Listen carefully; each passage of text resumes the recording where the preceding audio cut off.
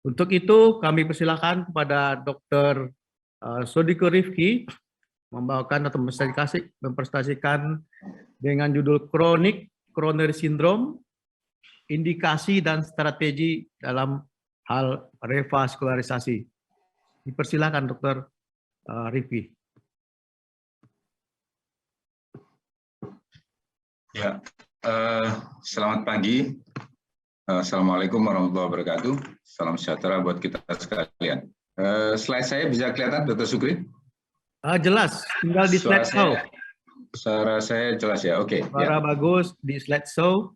Ya. Oke, baik, terima kasih. Ya, baik. Jadi hari ini saya dapat tugas untuk menyampaikan materi mengenai chronic coronary syndrome, mengenai indikasi dan strategi untuk revaskularisasi.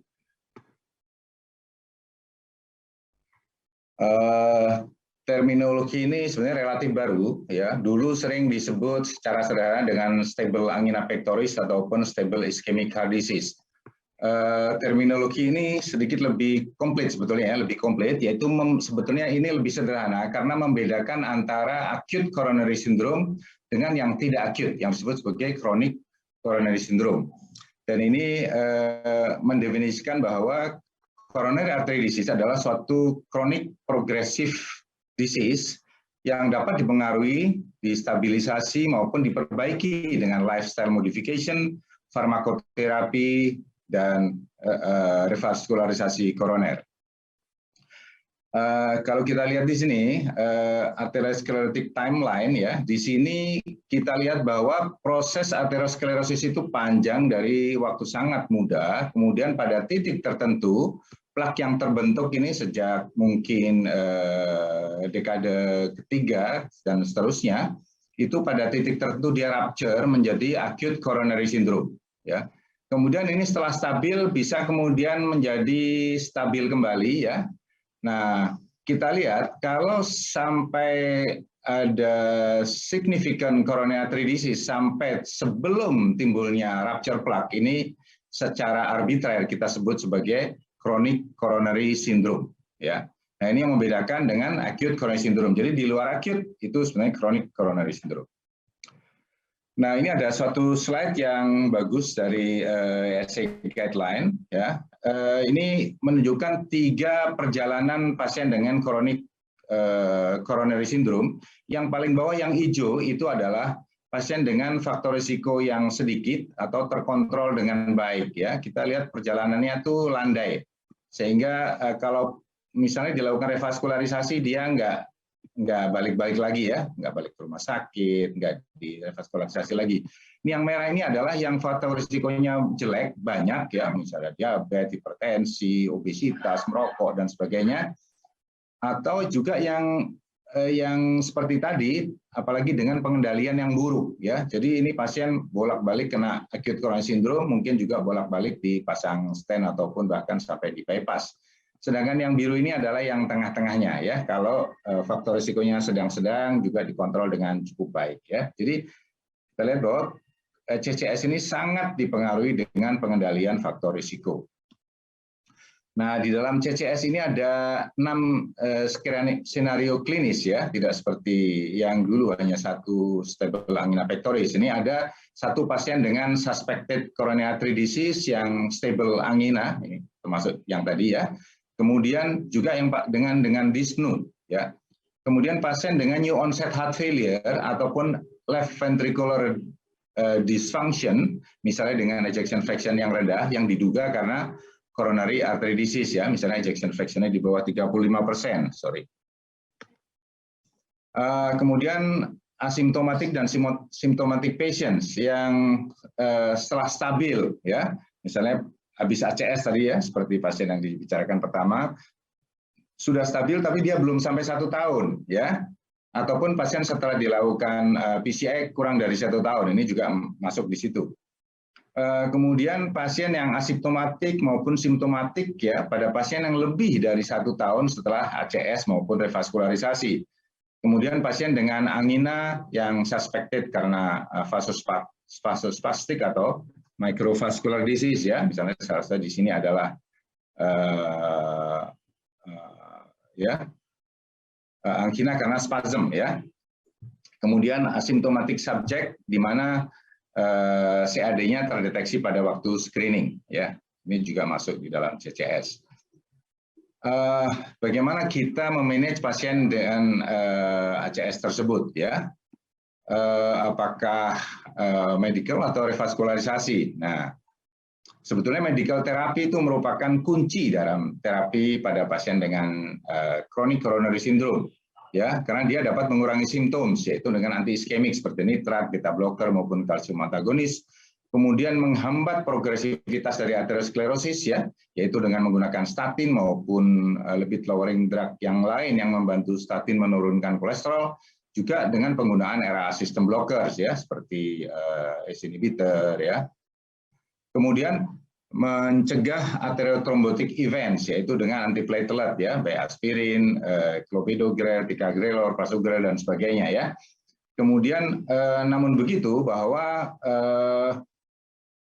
beberapa studi menunjukkan bahwa revaskularisasi miokard, baik dengan PCI maupun CABG, itu menunjukkan dia lebih efektif dalam mengurangi angina, kemudian menurunkan jumlah antiangina yang dibutuhkan maupun dosisnya, dan memperbaiki kapasitas exercise maupun kualitas hidup, ya. Dan ini sekarang dianjurkan digunakan sebetulnya on top of optimal medical treatment, ya. Jadi usahakan maksimalisasi dulu, baru dilakukan revaskularisasi. Nah, tujuan dari PCI ataupun revaskularisasi pada CCS itu adalah satu, symptom relief, ya, khususnya pada pasien yang masih simptomatik walaupun on medical treatment, ya. Kemudian juga yang kedua memperbaiki prognosis, misalnya pada pasien dengan ejection fraction atau fungsi ventrikel yang rendah, kemudian area iskemik yang luas, ya, dan simptom yang berat, ya, misalnya. Nah, ini ada beberapa kondisi di mana ini menunjukkan keadaan-keadaan di mana dapat memprediksi, ya, timbulnya events, ya, pasien-pasien dengan CCS tadi. Misalnya pada yang exercise ECG atau treadmill, ya, itu high risk, ya, dengan menggunakan Juke treadmill score, ya. Jadi misalnya pasiennya yang timbul chest pain pada waktu yang pendek, ST depresinya dalam, dan nyeri dadanya berat pada waktu dilakukan treadmill. Kemudian ini dengan SPECT atau perfusion imaging, yaitu didapatkan area iskemik yang lebih dari 10% dari left ventricle, ya. Kemudian pada stress echo didapatkan lebih dari 3 dari 16 segmen yang stress induced hypokinesia atau akinesia. Kemudian dan CMR, MRI itu lebih dari 2 dari 16 segmen, ya, dengan pada stress perfusion defect, ya, ataupun lebih dari 3 pada dopamine induced dysfunctional segment. Dengan coronary CTA didapatkan adanya trivessel disease dengan proximal stenosis, misalnya pada left main, LAD, dan sebagainya, ya. Itu menunjukkan pasien-pasien yang high risk, ya, ini, ya.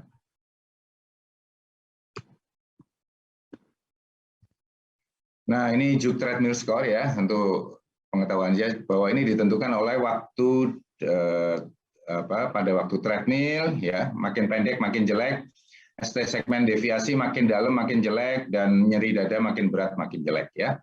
Ini suatu skema yang dianjurkan oleh ESC, ya, bagaimana untuk pasien ini sampai perlu dilakukan invasif coronary angiography, ya, karena untuk dilakukan revaskularisasi tentunya perlu melalui tahap ini, ya.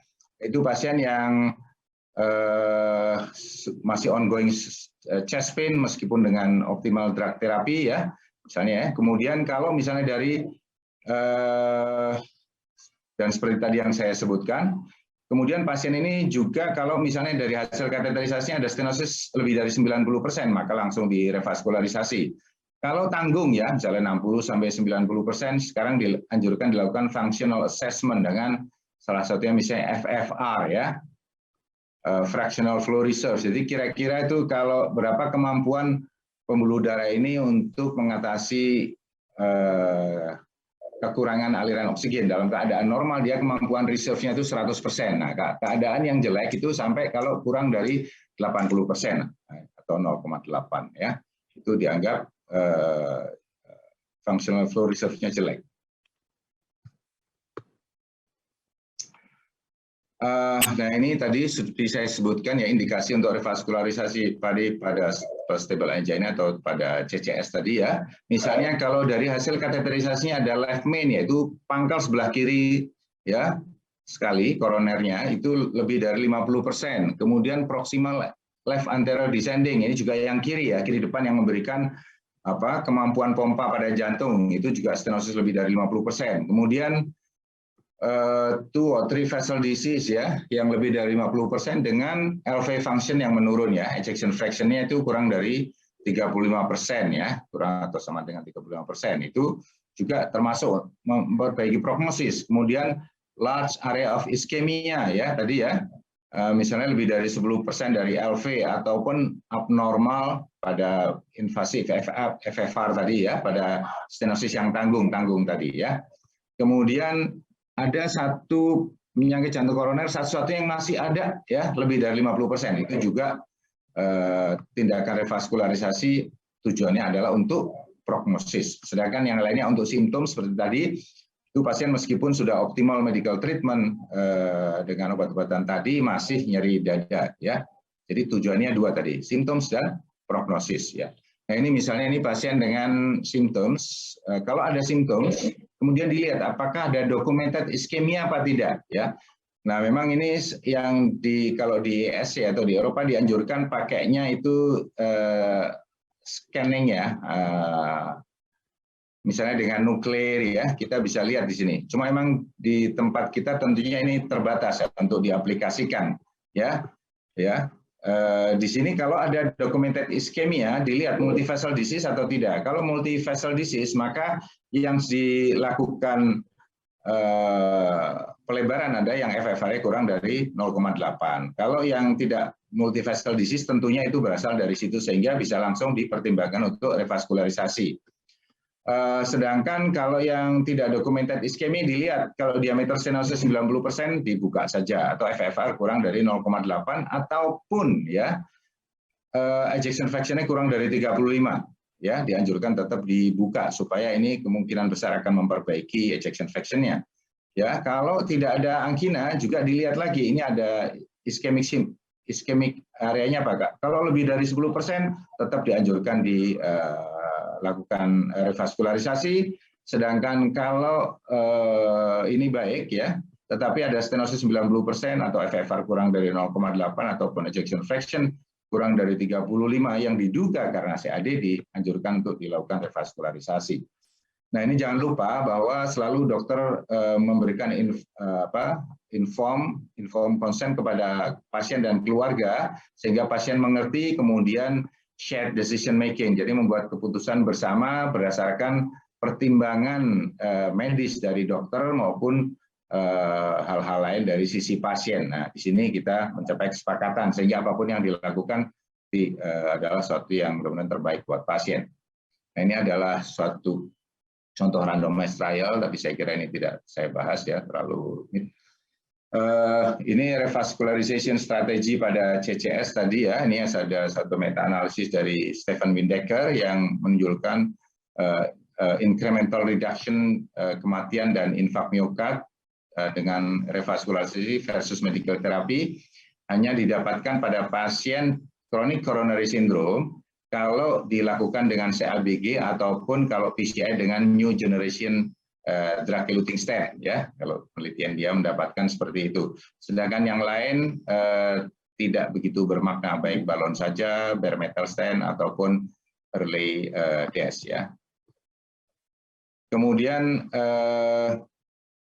ya follow up 5 tahun dari FAME2 trial mengkonfirmasi clinical benefit yang bertahan ya pada pasien yang diterapi dengan PCI khususnya yang pada daerah yang tadi FFR-nya kurang dari 0,8, artinya memang stenosisnya signifikan ataupun areanya luas ya, plus optimal medical therapy dibanding yang optimal medical therapy saja ya. Jadi di sini revascularization atau perlunya di PCI atau di revaskularisasi ulang, dan kemudian juga lower rate untuk spontaneous myocardial infarction. Jadi ini manfaat kalau dilakukan itu dengan panduan FFR.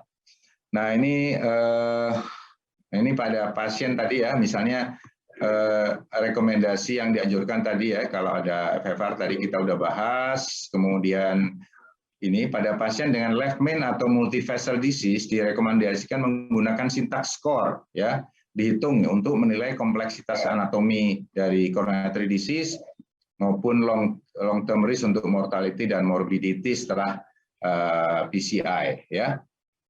Nah, ini syntax score itu apa? Syntax score itu suatu adalah untuk penilaian kompleksitas dari anatomi arteri koroner ya. Syntax score 1 yaitu dengan dilihat dominasinya. Ini misalnya dominasi kanan apa kiri, kemudian dilihat segmen mana yang ada stenosis ya. Ini kita lihat masing-masing ada skornya ya.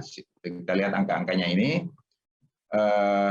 urutannya ya, nama-namanya. Kemudian ada total oklusi apa tidak, ada trifurcation apa tidak, ada bifurcation apa tidak, ada aorto oscillation apa tidak, tortuous apa tidak, berkelok-kelok ya. Kemudian lesinya panjang apa tidak, lebih dari 20 mili ya, disebut panjang.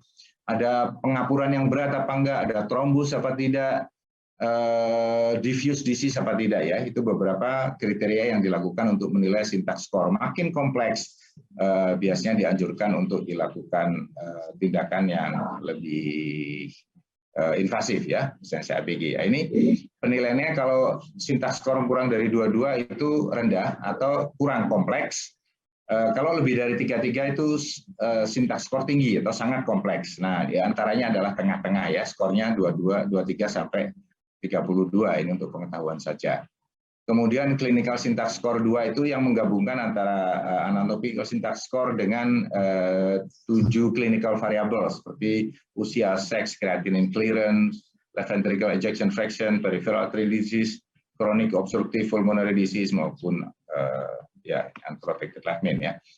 Nah, ini bagaimana kita memilih CABG atau PCI ya. Ini ESC memberikan panduan kepada kita. Kalau misalnya proximal LAD stenosis ya, boleh bisa CABG maupun PCI. Ini sama-sama rekomendasi kelas 1 ya dengan bukti evidence A, yang ini berarti rekomendasinya kelas tinggi. Kemudian two vessel disease ya. Kalau dengan proximal LAD CABG kelas 1, buktinya B. Untuk PCI tidak ada rekomendasi, silahkan dinilai sendiri oleh tadi ya, dokter dan pasiennya ya, didiskusikan. Kemudian pada left main bagaimana? Kalau left main dengan low syntax score 0 sampai 22 ini bisa dua-duanya rekomendasi kelas 1. Tapi kalau left main dengan syntax score lebih dari 32 ini dianjurkan CABG ya. Ini tidak dianjurkan untuk PCI. Nah, kalau yang tengah-tengah ini CABG oke, tapi PCI belum ada rekomendasi. Kemudian kalau three vessel disease dengan diabetes, ini anjurannya adalah CABG dan PCI kalau skornya rendah ya. Kalau skor di atas 22 atau intermediate ke atas ya, anjurannya CABG ya. Jadi kalau kompleks dengan diabetes anjurannya CABG. Kemudian yang ini tanpa ya, yang tanpa ini. Kalau yang dengan diabetes walaupun skor rendah ini masih tidak ada rekomendasi. Kalau skor tinggi itu CABG ya. Kemudian untuk rekomendasi revaskularisasi pada pasien dengan chronic heart failure dan LV systolic dysfunction kurang dari 35% ya. Pasien dengan LV systolic dysfunction yang berat, yang suitable untuk intervensi, dianjurkan untuk dilakukan revaskularisasi, tindakan revaskularisasi ya. Ini rekomendasinya kelas 1 dengan evidence B ya. Kemudian CABG direkomendasikan pada sebagai revaskularisasi utama pada pasien dengan multivessel disease yang acceptable surgical risk ya, risiko operasinya tidak terlalu tinggi ya. Jadi kalau multivessel disease ya. Kemudian ini prosedural aspek dari PCI ya. Jadi drug eluting stent atau DES itu direkomendasikan dibanding bare metal stent atau stent yang tanpa obat. Ini yang dulu banyak dipakai tapi sekarang tidak dianjurkan lagi karena hasilnya tidak lebih baik daripada yang baru sekarang yang dengan drug eluting stent yang bahkan sudah masuk generasi yang lebih baru lagi ya. Jadi apapun, baik presentasinya ACS maupun CCS, kemudian tipe lesi, apakah dilakukan cardiac surgery apa tidak ya, karena sekarang DES yang baru itu juga bisa menggunakan double antiplatelet yang lebih pendek ya. Kemudian antisipasi duration untuk DAPT ini sekarang pilihannya juga lebih banyak karena seperti tadi saya sampaikan ada DES-DES yang baru yang menggunakan DAPT-nya hampir sama dengan bare metal stent, yaitu ada yang sampai 1 bulan ya, walaupun guideline menganjurkan masih 6 bulan ya. Waktu tinggal 3 menit. Oke. Ini concomitant antikoagulan terapi. Oke, saya kira ini antitrombotik treatment mungkin saya kira nggak usah bahas ya. Dari intinya adalah clopidogrel dengan aspirin ya. Biasanya loading dose 600 sebelum PCI, kemudian 75 mg untuk selanjutnya dan plus aspirin seumur hidup ya. Setelah 1 tahun, 6 bulan, kemudian di stop, dan untuk yang risiko tinggi trombosis bisa lebih lama. Oke, ini yang post ABG atau PCI dianjurkan program rehab ya, dan selalu lifestyle modification, jangan lupa. Nah ini adalah kasus-kasus saja ini. Ini adalah pasien dengan stenosis yang ketat di proximal LAD, ini setelah PCI ya. Ini kita lihat, nah itu setelah di PCI lancar ya. Penyempitannya hilang. Nah ini kemudian kasus kedua, jadi itu sesuai guideline tadi ya. Kemudian yang ini pasien dengan stabil angina pectoris CCS 23 dengan hipertensi dislipidemia ya, dengan left main disease ya, syntax score-nya 22. Kita lihat ini di pangkal sekali, tapi yang lainnya masih baik ya. Ini kita lihat penyempitannya ketat sekali, yang sebelah kanan sudah lancar ya, sudah dipasang ring di left main-nya situ ya. Ini kita lihat, ini yang sebelum, ini pangkalnya kita lihat sempit sekali, kemudian ini kita lihat ya sudah lebar ya, dan alirannya baik tuh, mengalir dengan baik. Mudah-mudahan gambar ini cukup bisa dilihat oleh para sejawat sekalian.